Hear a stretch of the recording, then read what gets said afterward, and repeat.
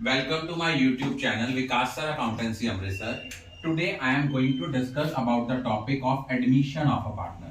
बेटा admission of partner जैसे कि आप सबको क्लियर है, इनमें आपका एक क्वेश्चन 6 मार्क्स का मोस्ट प्रोबेबली आता ही आता है, एज वेल एज 3 और 4 मार्क्स वाले क्वेश्चन भी आते हैं।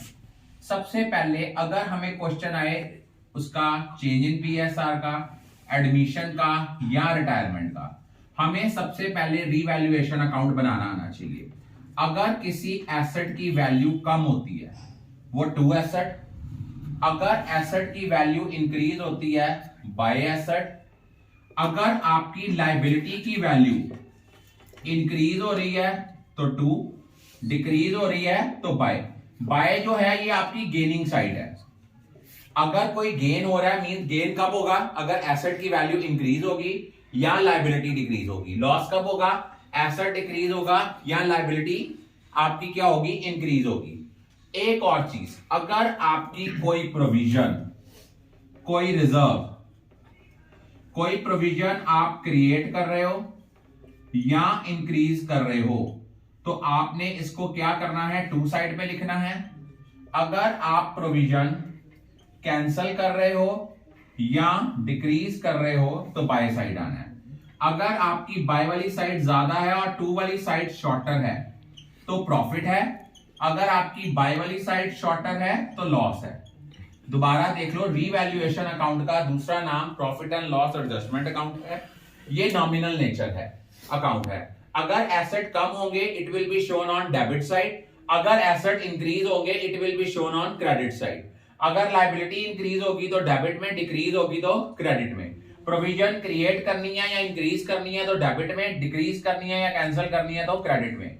अगर बाय वाली साइड शॉर्टर है तो लॉस है, टू वाली साइड शॉर्टर है तो प्रॉफिट है। एक चीज याद रखना, अगर वर्ड लिखा हो इंक्रीज्ड टू, डिक्रीज्ड टू या वैल्यूड एट, तो हम लोगों ने डिफरेंस की अमाउंट लेनी है। कैसे?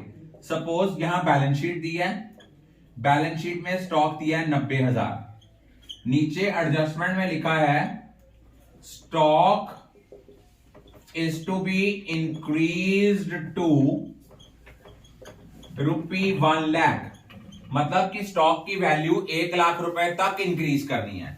अब यहां पे बच्चों की गलती क्या आनी है? उन्होंने रीवैल्यूएशन अकाउंट में 1 लाख लिखना है। 1 लाख नहीं लिखना, 90,000 और 1 लाख का जो डिफरेंस है that will be written as by stock value increase हुई है विद 10,000। ये चीज याद रखना, अगर वर्ड लिखा है increase to, decrease to, valued at, difference की अमाउंट लेनी है। उसके बाद हमने पार्टनर्स का कैपिटल अकाउंट बनाना है।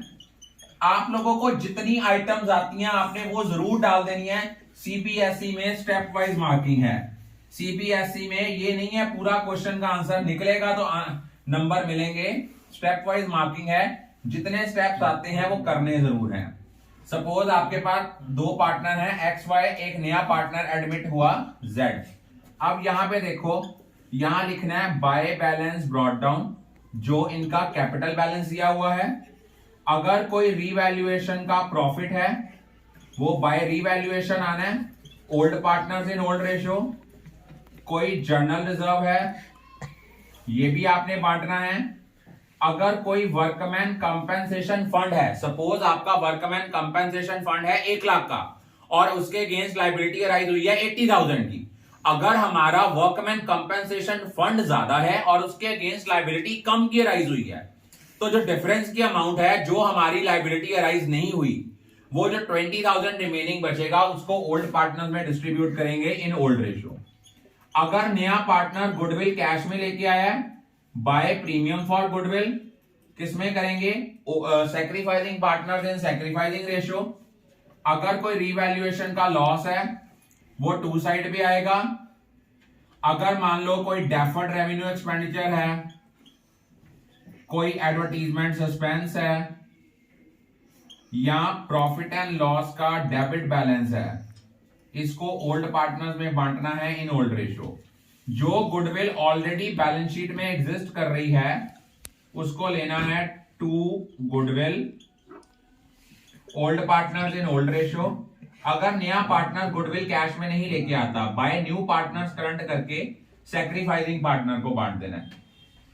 और जितना नया पार्टनर कैपिटल लेके आएगा उसकी एंट्री आनी है बाय कैश और बैंक नए पार्टनर के कॉलम में। दोबारा आपने देखना क्या है, पार्टनर्स कैपिटल अकाउंट कैसे बनाना है।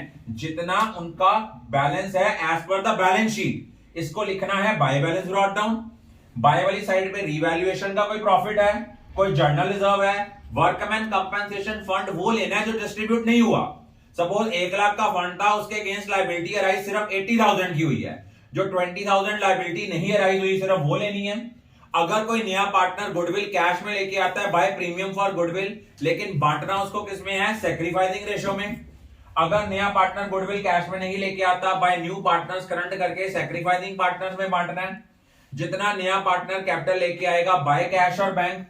2 वाली साइड पे आना है, कोई रिवैल्यूएशन का लॉस है, कोई डेफर्ड रेवेन्यू एक्सपेंडिचर है, कोई एडवर्टीजमेंट सस्पेंस है, कोई प्रॉफिट एंड लॉस का डेबिट बैलेंस है, या कोई गुडविल ऑलरेडी एग्जिस्ट कर रही है, वो आपने 2 वाली साइड पे लिखनी है।